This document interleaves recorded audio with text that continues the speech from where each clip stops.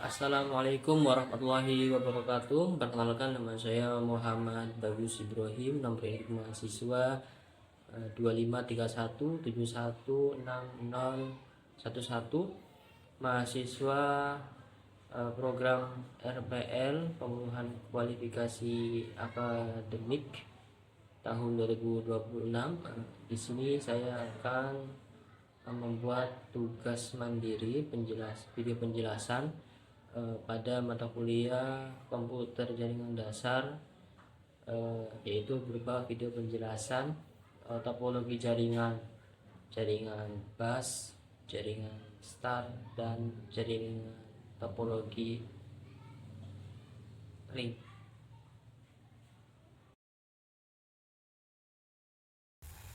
Baik, untuk penjelasan yang pertama saya akan menjelaskan untuk tugas jaringan topologi bus ya. Tentu secara pengertian, teknologi bus itu merupakan jaringan komputer yang dimana semua perangkat itu terhubung ke satu kabel terpusat ya, yang sama menggunakan konektor khusus. Kabel terpusat ini berfungsi sebagai jalur komunikasi tunggal dan disebut sebagai bus ataupun backbone. Nah, pada kedua ujung kabel utama ini wajib dipasang sebuah alat yang bernama terminator ataupun switch yang berfungsi menyerap sinyal sisa agar tidak memantul kembali dan menyebabkan tabrakan data ataupun collision. Nah, saya sudah membuat topologi bus ini dengan 4 switch dan saya terhubung menggunakan kabel ya. Terus juga saya membuat 4 not jaringan perangkat komputer yang sudah disetting ya. Alamat IP-nya ini untuk komputer 1 dengan alamat IP 192.168.7 dan titik 1 sesuai urutan. Berarti ini untuk komputer 2 ya, seperti itu sampai dengan komputer 4. Untuk itu mari kita simulasikan terlebih dahulu ya. Bisa saya contohkan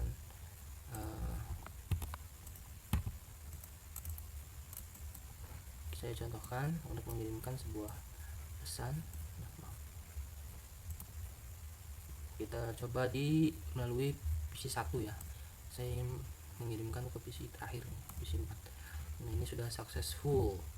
Nah, agar lebih real time ataupun itu, mari kita simulasikan secara real time ya. Ini pesan sudah masuk ke switch, lalu switch akan mengirimkan data lagi sampai nanti bisa mengirimkan ke dengan komputer yang tadi di tuju seperti itu. Nah, itu untuk simulasi secara animasi. Nah, untuk topologi bus ini tentu memiliki kelebihan dan kekurangan. Untuk kelebihan topologi bus itu yang pertama adalah sangat hemat kabel karena hanya menggunakan satu jalur kabel utama ya. Jumlah kabel yang dibutuhkan tentu jauh lebih sedikit dibandingkan dengan topologi lainnya. Lalu yang kedua itu biaya implementasi yang rendah, minimnya perangkat tambahan seperti hub ataupun sebagainya, dan sedikitnya kebutuhan kabel itu membuat biaya instalasinya sangat murah. Lalu yang ketiga itu mudah diperluas. Jika ingin kita menambahkan komputer baru ataupun switch baru, itu bisa menghubungkannya dengan kabel utama. Nah, yang terakhir itu adalah desain yang sederhana. Struktur jaringannya itu sangat simple dan mudah dipahami, cocok juga untuk jaringan yang berskala kecil. Nah, adapun untuk kekurangan dari topologi bus ini merupakan yang pertama adalah single point of failure atau titik kegagalan tunggal. Jika kabel utama backbone-nya terputus ya, maka seluruh jaringan itu akan lumpuh total. Lalu yang kedua itu deteksi masalah yang sulit. Jadi ketika terjadi gangguan ataupun kerusakan jaringan, melacak komputer mana yang bermasalah itu memerlukan waktu yang cukup lama. Lalu yang ketiga itu tabrakan data atau collision yang tinggi karena semua perangkat menggunakan satu jalur ya untuk mengirimkan sebuah data. Jadi resiko tabrakan datanya itu cukup besar jika komputer yang mengirimkannya itu secara bersamaan dan mengirimkan banyaknya data. Lalu yang terakhir itu tentu tidak cocok untuk trafik yang padat ataupun jaringan yang besar. Jadi semakin banyak komputer yang terhubung, melakukan proses pengiriman data ataupun transfer data akan semakin lambat. Oleh karena itu, topologi ini sudah jarang digunakan pada jaringan modern berskala besar.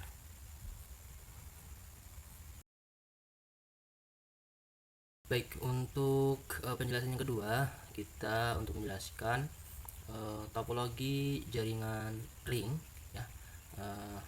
Tentu jaringan ring itu sendiri merupakan jaringan dengan pemetaan struktur yang dimana setiap komputer ataupun perangkat saling terhubung itu membentuk jalur melingkar ataupun seperti cincin.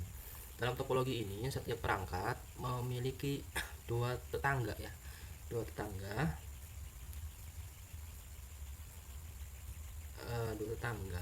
untuk berkomunikasi, yang satu di sebelah kiri dan satu sebelah kanan. Nanti sinyal atau data akan mengalir secara estafet dari satu node ke node berikutnya sehingga mencapai tujuan akhir. Oke. Untuk pada jaringan topologi ring ini, saya membuat itu menggunakan 5 switch ya, 5 switch yang melingkar, dan untuk perangkatnya itu saya menggunakan 5 komputer ataupun PC lagi yang sudah disetting alamat IP-nya ya. Ini menggunakan alamat IP 192.168.1.5. Nah, semua PC saya sudah mengganti alamat IP secara berurutan ya, PC 1 sampai dengan PC 5. Nah, untuk secara topologi ring ini sudah berjalan atau belum, mari kita coba untuk mengirimkan pesan ya, untuk mengirimkan pesan secara simulasi. Oke ya, saya tadi mengirimkan pesan dari PC 1 ke PC 5. Ini sudah jalan ya, bisa ya. Oke.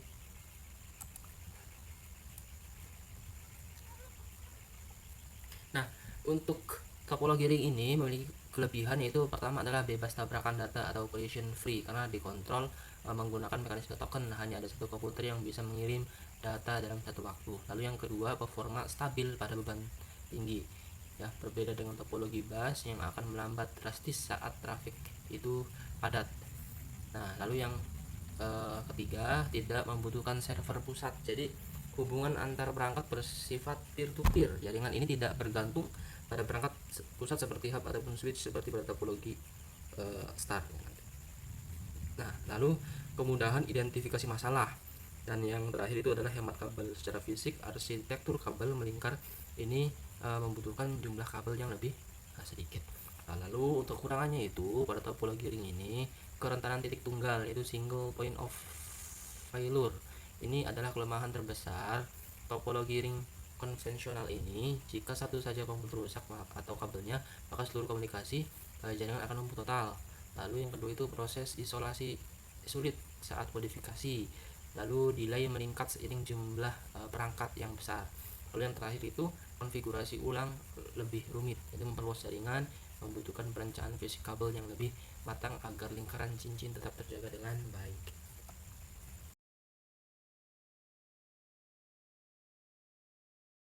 Untuk penjelasan yang ketiga itu topologi jaringan, topologi star, yang dimana topologi star ini merupakan arsitektur jaringan komputer di mana setiap perangkat itu terhubung secara langsung ke satu perangkat pusat ya, switch satu ini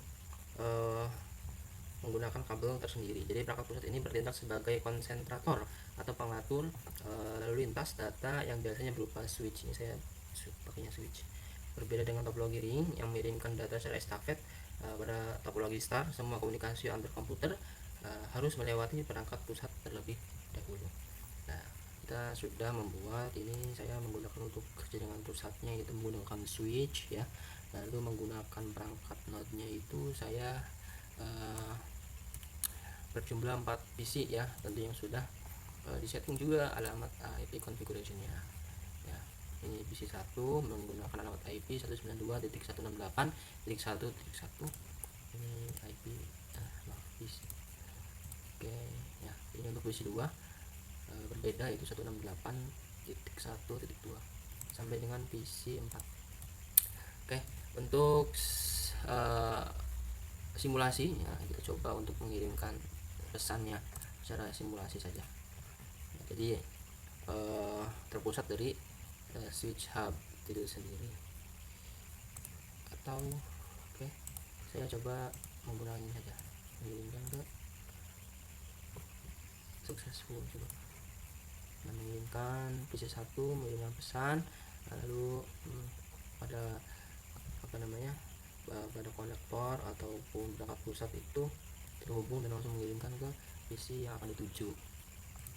Oke, untuk kelebihannya untuk topologi STAR ini yaitu pertama, isolasi kerusakan yang luar biasa. Ini alasan utama mengapa topologi STAR ini menjadi standar LAN modern ya.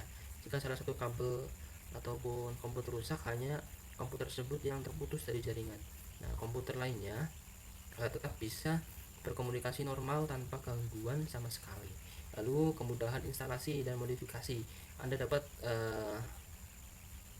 dengan sangat mudah ya menambah atau mengurangi atau memindahkan perangkat komputer, ataupun jika memang perlu dimatikan atau mengganggu operasional jaringan yang sedang berjalan.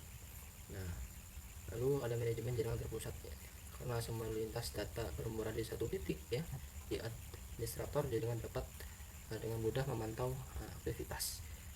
Lalu yaitu yang terakhir, kompatibilitas luas. Topologi ini sangat adaptif dan menjadi basis dari teknologi jaringan modern. Oke, lalu untuk kekurangannya tentu pada topologi STAR ini ketergantungan total pada perangkat pusat. Jadi bergantung pada perangkat pusat ya, pada switch ataupun hub. Nah, merupakan jantung dari topologi ini. Jadi jika perangkat pusat mengalami kerusakan ya, maka seluruh jaringan akan lumpuh seketika. Lalu biaya kabel yang mahal, karena setiap komputer membutuhkan kabel tersendiri ya, yang ditarik langsung ke pusat. Jadi jumlah kabel yang dibutuhkan tuh jauh lebih banyak dibandingkan dengan topologi yang awal bahas ataupun ring. Lalu keterbatasan port perangkat pusat, jadi jumlah komputer yang dapat terhubung sangat tergantung pada jumlah port yang tersedia pada switch ya. Jadi tergantung portnya nih, switchnya berapa, misalnya ada 8, 16 sampai 48 port. Jadi pada jaringan LAN ya biasanya digunakan tuh. Itu saja mungkin yang bisa saya sampaikan untuk penjelasan pada tugas jaringan LAN topologi baik bus STAR ataupun ring untuk mata kuliah komputer dan jaringan dasar. Kurang lebihnya mohon maaf. Wassalamualaikum warahmatullahi wabarakatuh.